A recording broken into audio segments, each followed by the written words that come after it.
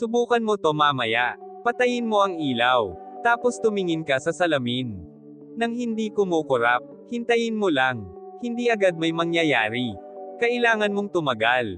At kapag ginawa mo to ng tama, may mapapansin ka. At hindi lahat, handa doon. Matagal nang may kwento tungkol sa salamin sa dilim. May nagsasabing portal. May nagsasabing may ibang nakatingin pabalik.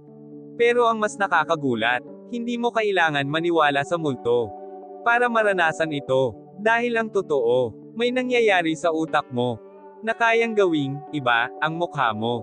At doon nagsisimula ang takot. Ganito gawin. Madilim na kwarto. Isang salamin. Tingin ka lang sa mata mo. Huwag aalis. Huwag kang gagalaw. Sa unang ilang segundo, normal lang. Ikaw pa rin. Pero habang tumatagal, mapapansin mong parang nag-iiba ang focus. May mga parte ng mukha mo na parang nawawala. Ayon sa neuroscience, may tinatawag na Troxler effect. Kapag matagal kang nakatingin sa isang bagay nang hindi gumagalaw, inaalis ng utak ang hindi nagbabago. Parang binubura niya ang detalye. At dahil mukha mo mismo ang tinitignan mo, ikaw ang nawawala. Unti-unti, hanggang sa hindi mo na makilala ang sarili mo. Pero hindi pa yan ang pinaka-nakakatakot. Kasi may susunod pang mangyayari. Kapag tumagal ka pa, sa ilang eksperimento, may mga taong nagsabing nakita nila ibang mukha na hindi kanila. Matandang bersyon ng sarili nila. O, isang estranghero na nakatitig pabalik.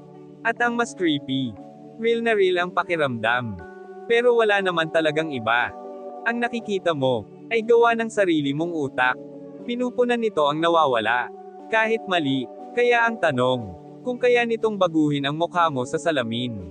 Ilang beses ka na kaya nitong niloko, na hindi mo napansin. Sa huli, hindi ang salamin ang nakakatakot, kundi ang katotohanan na, hindi laging mapagkakatiwalaan, ang sarili mong paningin.